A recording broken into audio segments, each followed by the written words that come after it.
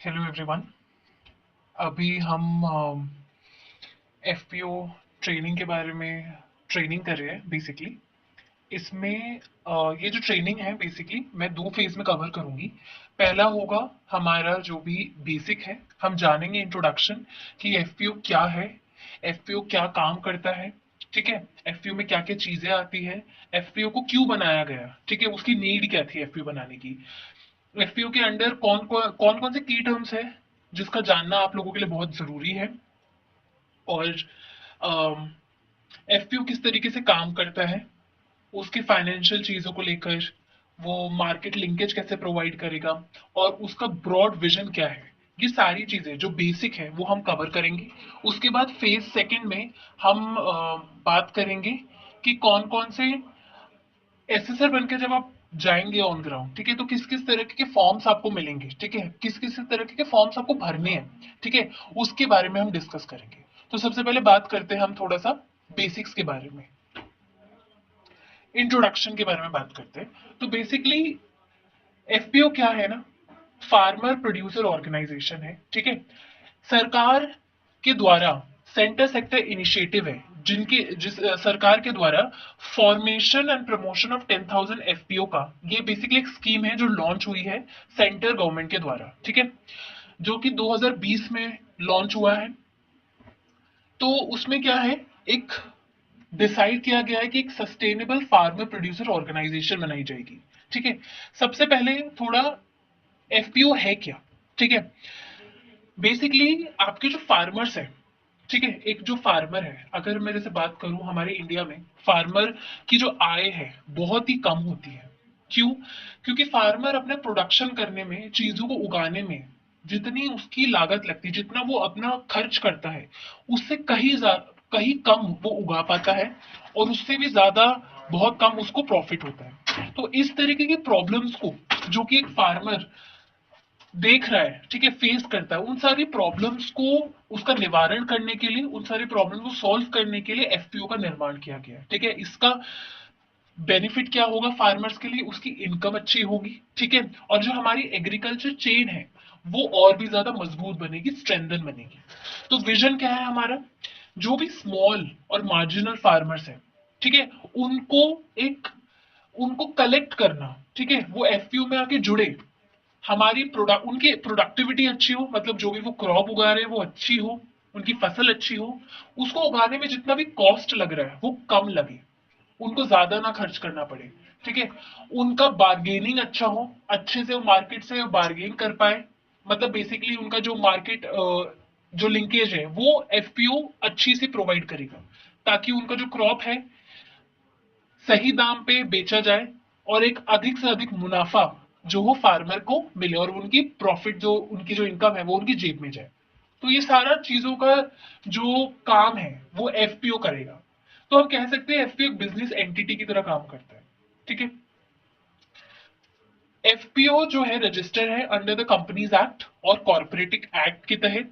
काम क्या करता है, अभी मैंने बताया कि प्रोडक्शन में मदद करेगा फार्मर्स की, पहले तो फार्मर्स को कलेक्ट करेगा, उनकी प्रोडक्शन में मदद करेगा, ठीक है, उसको एग्रीगेट करेगा, उसके प्रोक्योर किए क्रॉप्स को वो प्रोसेस करेगा, उसकी पैकेजिंग करेगा, और मार्केट तक उसको पहुंचाएगा, ताकि एक अच्छे दाम में एक बेटर रिटर्न्स आके फार्मर्स को मिल सके। दूसरा, एफपीओ की जरूरत क्यों थी। कुछ ऐसे स्मॉल फार्मर्स है, मार्जिनल फार्म, पहले स्मॉल और मार्जिनल फार्मर्स, ये थोड़ा की टर्म में हम ध्यान दे सकते हैं। स्मॉल और मार्जिनल की अगर हम बात करें कि स्मॉल और मार्जिनल क्या है, दोनों फार्मर है, बट मार्जिनल फार्मर वो फार्मर है जो स्मॉल फार्मर से थोड़े छोटे हैं, मतलब जितना लैंड उनके पास है, जितनी जमीन है वो सिर्फ 1 हेक्टर की है। पर जो स्मॉल फार्मर है उनके पास एक से अधिक, 1 और 1.5 हेक्टर की लैंड वो एक्वायर करते हैं।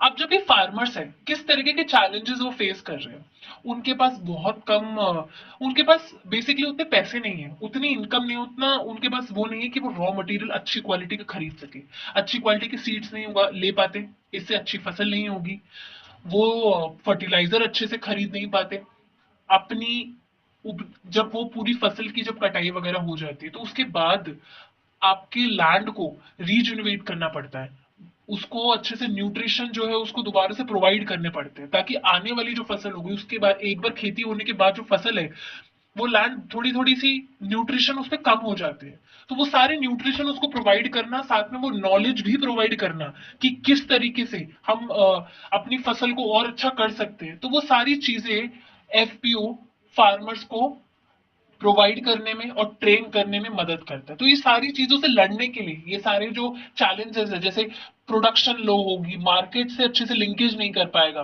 प्राइस के वजह से वो अच्छे इनपुट नहीं खरीद पा रहा है, ठीक है, इस वजह से उसका अच्छे से जो भी इनकम है वो कम ही रह जाएगी। तो ये सारी चीजों को टैकल करने के लिए एफपीओ बने हैं। इसकी फीचर्स क्या है एफपीओ के? क्लस्टर बेस्ड ऑर्गेनाइजेशन है, बेसिकली क्लस्टर बेस्ड हमारा रहेगा, अप्रोच रहेगी। फार्मर्स को कलेक्ट करना, ग्रुप ऑफ फार्मर्स को, ठीक है, उनसे ग्रुप ऑफ जो भी वो क्रॉप उगा रहे हैं उसको लेना, एक्यूमुलेट करना, उसकी पैकेजिंग करना और फिर उसको बेचना। तो ये पूरे 5 साल की हैंड होल्डिंग सपोर्ट है जो एफपीओ फार्मर को देता है। हैंड होल्डिंग सपोर्ट का मतलब है कि 5 सालों में फार्मर को क्या क्या करना है उसका पूरा सपोर्ट एफपीओ प्रोवाइड करेगा। अब 5 साल का जो है उसका एक बिजनेस प्लान जो है पहले से बन जाता है कि हर एक साल में क्या करना है, मतलब मैनेजमेंट की कॉस्ट, प्रोफेशनल मैनेजमेंट कैसा रहेगा, उसका जो भी फाइनेंशियल लिंकेजेस है वो भी प्रोवाइड होंगे, और आखिर में मार्केट डेवलपमेंट कैसे करना है, तो ये सारी चीजों का एफपीओ ध्यान देता है। अब क्लस्टर बेस्ड अप्रोच होती क्या है? अब ग्रुप ऑफ फार्मर्स, अगर किसी एरिया में, अगर मैं जोग्राफिकल एरिया की बात करूं, है ना,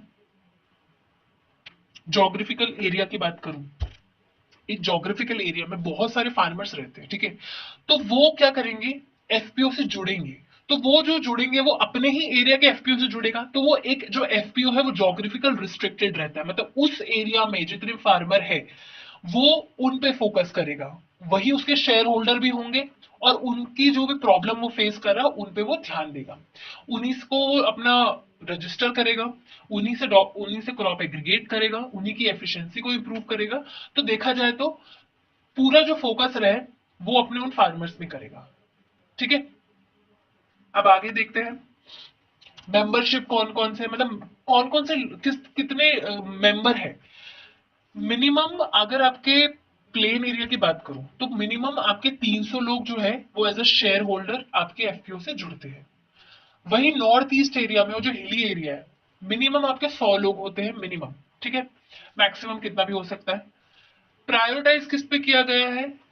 स्मॉल और मार्जिनल फार्मर में, विमेन्स में, और जो सोशली डिसएडवांटेज ग्रुप है, जो पिछड़े हुए ग्रुप है उन पे, ठीक है। ये सारे वो लोग, वो चीजें हैं जो बहुत ज्यादा इनका प्रोडक्शन अच्छा नहीं हो पा रहा है, कॉस्ट वजह से इनको अच्छी इनकम नहीं हो पा रही है, तो इन सब की प्रॉब्लम को सॉल्व करने पे एफपीओ ज्यादा फोकस करता है। वो सारे फार्मर्स पे फोकस करेगा, बट फोकस इन कैटेगरी पे फोकस उसका अधिक है। हायरार्की की बात करते हैं एक बार। सबसे पहले आपकी मिनिस्ट्री आती है, ministry of agriculture farmer welfare, ठीक है। उसके बाद आपकी ये मॉनिटर करेगी कि एफपीओ किस तरीके से बनेगा, एफपीओ किस तरीके से काम करेगा, कैसा काम चल रहा है, तो ये सारा मॉनिटर होता है ब्रॉड लेवल पे मिनिस्ट्री के द्वारा। फिर इंप्लीमेंटिंग एजेंसी आती है, हमारी दो इंप्लीमेंटिंग एजेंसी है, एसएफएसी और नाफेड। अभी हम जो फोकस है नाफेड के ऊपर कर रहे हैं। फिर हमारा क्लस्टर बेस्ड ऑर्गेनाइजेशन है, सीबीबीओ का रोल बहुत इंपॉर्टेंट है।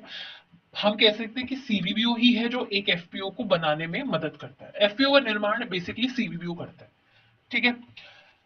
एफपीओ, फिर एफपीओ आता है, फिर एफपीओ के अंडर आपके सीईओ, अकाउंटेंट और बीओडी आते हैं। बीओडी क्या है? बोर्ड ऑफ डायरेक्टर है। मिनिमम 5 होते हैं, मैक्सिमम 15 होते हैं। हर एक एफपीओ में इसके बीच में बीओडी लाई करेंगे और एक महिला बीओडी होगी, ये रूल है, तो इसके तहत एक महिला बीओडी आपको देखने को मिलेगी। अब जरा सीबीपीओ पेपर रोल पे डिस्कस करते हैं। They are responsible for mobilising the farmers. Basically मैंने कहा अभी सीबीपीओ है जो आपके फार्मर्स को क्या करता है, आपके एफपीओ को बनाता है, ठीक है। अब सीबीपीओ को पता है कि इस एरिया में बहुत सारे फार्मर्स हैं जो इन तरीके की प्रॉब्लम्स को फेस कर रहे हैं, वो एफपीओ को बनाएगा, फार्मर्स को जुड़ाएगा कि हाँ इनको रजिस्टर करेगा। अभी फार्मर जो जुड़ते हैं एफपीओ में यही है जो उसके शेयर होल्डर्स भी कहलाते हैं। तो शेयर होल्डर्स अगर एफपीओ के वो बेसिकली फार्मर ही होते हैं, ठीक है। तो फार्मर्स को एफपीओ में वो जुड़ाने का काम करता है। 5 ईयर हैंड होल्डिंग सपोर्ट करता है। तो उसके लिए एक बिजनेस प्लान में भी वो एफपीओ की मदद करता है कि मतलब ट्रेनिंग कैसे कैसे देनी है, मार्केट से लिंकेज कैसे प्रोवाइड करेगा, किस तरीके से आपको इनपुट का यूज करना चाहिए, कौन से इनपुट की अवेलेबिलिटी होनी चाहिए, ये सारी चीजें, ताकि जो एफपीओ है वो अच्छे से काम कर पाए, आपके फार्मर्स भी खुश रहे, आपके फार्मर जो इशू के लेके एफपीओ में मेंबर बने थे उनके सारे इश्यूज को सॉल्व किया जा सके, आपका एफपीओ अच्छे से सस्टेन रहे आगे टर्म के लिए। अब बात सिर्फ 5 साल के लिए एफपीओ को नहीं चलाना है, हमें आगे तक एफपीओ को लेके जाना है। तो उसके लिए ये हैंड होल्डिंग सपोर्ट है जो 5 इयर्स का, ये बहुत जरूरी है ताकि वो आगे भी अच्छे से अपना रन कर सके। अभी हैंड होल्डिंग सपोर्ट में होता क्या क्या है, पहले साल में फोकस किया जाता है फार्मर्स को इकट्ठा करने में, cluster organisation, cluster based organisation, ठीक है। फार्मर को रजिस्टर किया जाएगा, उनको शेयर होल्डर बनाया जाएगा। सेकंड, आपका जो भी ऑपरेशनलाइजेशन है, आपका जो भी क्रॉप वगैरह का प्रोवाइड करवाना, इनका जो भी इनपुट वगैरह है ताकि क्रॉप की फसल वो शुरू कर सके अपनी, उनको ट्रेनिंग प्रोवाइड करना, फाइनेंशियल लिंकेजेस प्रोवाइड करना, ये सब होता है। थर्ड और फिफ्थ ईयर में आपका एम्फेसाइज किया जाता है बिजनेस ग्रोथ के ऊपर, क्योंकि हमारी एफपीओ जो है वो बिजनेस एंटिटी की तरह वर्क करती है।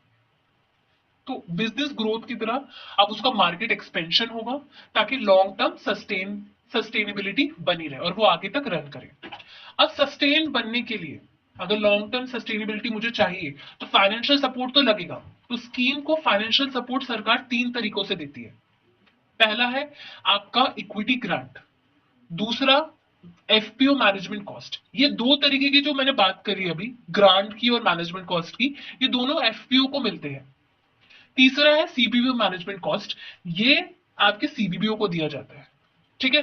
अब ये कितना होता है, इससे क्या क्या होता है अभी देखते हैं। पहले आपकी इक्विटी ग्रांट की बात करते हैं। आपका इक्विटी ग्रांट क्या है पहले ये समझिए। फॉर एग्जाम्पल, एक एफपीओ, सीबीबीओ ने एक एफपीओ को बनाया, उस एफपीओ में 100 फार्मर जुड़े, हर एक फार्मर ने 100 रुपए दिए जुड़ने के लिए, ठीक है, 100 रुपीज दिए। अब एफपीओ ने उन 100 फार्मर से कितना ले लिया होगा, 1 लाख के करीब होगा, ठीक है। अब जितना भी अमाउंट एफपीओ ने फार्मर से कलेक्ट किया है उतना बराबर होगा आपके, जो सरकार उनको इक्विटी ग्रांट के तौर पे देगी। मतलब अगर 1 लाख लिया है तो 1 लाख ही आपका सपोर्ट इक्विटी ग्रांट होगा। दोनों 1:1 के रेशियो में चलता है। तो एफपीओ को कितना मिलता है, रिसीव कितना होता है equity grant, up to 15 lakh तक होता है, ठीक है। इससे क्या होगा, फार्मर्स को उसके जितने भी कैपिटल अवेलेबिलिटी चाहिए वो सारी चीजें होगी, फाइनेंशियल क्रेडिबिलिटी चाहिए वो सारी चीजें देखी जाएगी, हमारे एफपीओ का बिजनेस ऑपरेशन होगा अच्छे से, और हमारा एफपीओ जो है बहुत ज्यादा सस्टेन रहेगा आगे के लिए। ये सारी चीजें हम इक्विटी ग्रांट से देखते हैं। मैनेजमेंट कॉस्ट जो है आपका, एफपीओ को मैनेजमेंट कॉस्ट भी प्रोवाइड होता है 18 लाख तक 3 साल के लिए। अब इसमें आपका सीईओ की, आपके अकाउंटेंट की जो भी सैलरीज है वो देखी जाती है, साथ में जितना भी एडमिनिस्ट्रेटिव वर्क है उन सब का जितना पैसा लगता है वो, ऑपरेशनल वर्क, जो भी कंप्लायंस रिलेटेड एक्सपेंसेस है, ये सारे के सारे आपके एफपीओ मैनेजमेंट कॉस्ट से सॉल्व होती है, इसकी जो भी फाइनेंशियल रिक्वायरमेंट है, ताकि हमारे एफपीओ अगेन फाइनेंशियली सस्टेन रहे। सीबीबीओ का काम है, अब सीबीबीओ वो है जो एक एफपीओ को बना रही है, ठीक है। अब सीबीबीओ में एक एफपीओ भी आता है, मतलब 5 एफपीओ भी आ सकते हैं, 500 भी एफपीओ आ सकते हैं, डिपेंड करता है कि वो कितने एरिया में बना है, मतलब उस एरिया में कितनी पॉपुलेशन है, जोग्राफिकल रिस्ट्रिक्शन की जैसे मैंने बात करी थी, तो उस एरिया में कितनी पॉपुलेशन है, डिपेंड करता है कि कितने लोग उसके जुड़ रहे हैं, तो कितनी पॉपुलेशन है उस हिसाब से एफपीओ होंगे। हर एक एफपीओ को चलाने के लिए कम से कम 25 लाख रुपए दिए जाते हैं सीबीबीओ को 5 साल के लिए, पर एफपीओ के लिए, ठीक है। इसमें ये सब कुछ देखता है आपके फार्मर को मोबिलाइज करना, मतलब उसका registration, cluster identification, baseline survey करना क्या है, किस तरीके से करना है, सारा बिजनेस प्लान प्रोवाइड किया जाता है, ट्रेनिंग कैसे देनी है, किस चीज पे ट्रेनिंग देनी है, किस सब्जेक्ट्स पे, वो सारी मार्केट से कैसे हमें लिंकेज बिठाना है, तो पूरा वो जो हैंड होल्डिंग सपोर्ट की जैसे मैंने बात करी थी, वो सारी चीजें जो है सीबीबीओ तैयार करके देता है फार्मर को, ताकि हमारे एफपीओ की अच्छे से ग्रोथ हो और वो आगे रन कर सके। ये हमने सीबीबीओ की बात कर ली। अभी आगे देखते हैं। हाँ, फाइनेंशियल सस्टेनेबिलिटी पर्सपेक्टिव क्या होते हैं हमारे, जैसे अभी हमने फाइनेंशियल सस्टेनेबल बनने के लिए हमने बताया आपको कि इक्विटी ग्रांट होना बहुत जरूरी है, मैनेजमेंट कॉस्ट होता है फार्मर को, एफपीओ को मिलता है, और सीबीबीओ को मैनेजमेंट कॉस्ट। ठीक है, तो ये तीन चीजें हैं जो आपके फाइनेंशियल सस्टेनेबिलिटी को बूस्ट करती है, स्ट्रेंथन करती है फाइनेंशियली एक एफपीओ को। ठीक है, ताकि वो अच्छे से अपने जो भी बिजनेस प्लान है, जो भी मॉडल्स है, उसको अच्छे से रन कर सके, लॉन्ग टर्म सस्टेनेबल रह सके। किस तरीके की सर्विसेज एफपीयू प्रोवाइड करता है, इनपुट प्रोवाइड करेगा, ठीक है, आपके फाइनेंशियल असिस्टेंस प्रोवाइड करेगा, फिर जो भी कलेक्ट करके फार्मर्स उसको उगा के देंगे उसकी अच्छे से प्रोसेसिंग करना, उसको पैकेज करना और मार्केट तक उसे सप्लाई करना अच्छे गुड ट्रांसपोर्ट की हेल्प से, टेक्निकल एडवाइजरी, ये सारी चीजें एफपीओ आपको प्रोवाइड करता है फार्मर को, ताकि उसकी इनकम अच्छी हो और उसका वैल्यू रियलाइजेशन भी हो। ठीक है, क्योंकि farmer is very important. Basically देखा जाए तो हम जो भी कुछ खा रहे हैं वो बेसिकली फार्म से ही आ रहा है, फार्मर उगा रहा है तभी हमारे पास आ रहा है और तभी हम उसे खा रहे हैं, तो फार्मर की वैल्यू बहुत ज्यादा है, हम उसको नेग्लेक्ट नहीं कर सकते।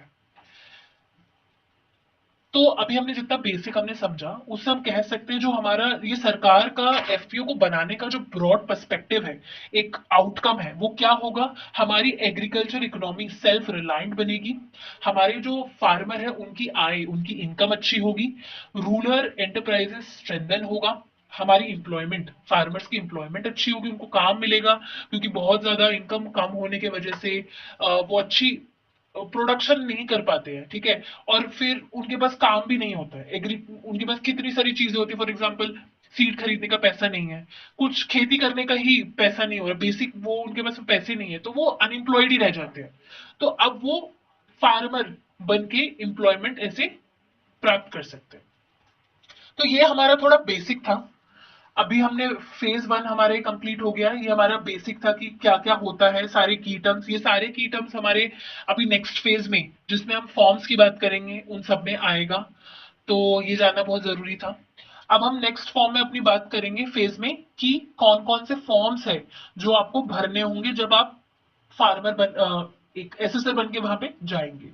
ठीक है, तो सेकेंड फेज में बात करते हैं एक बार।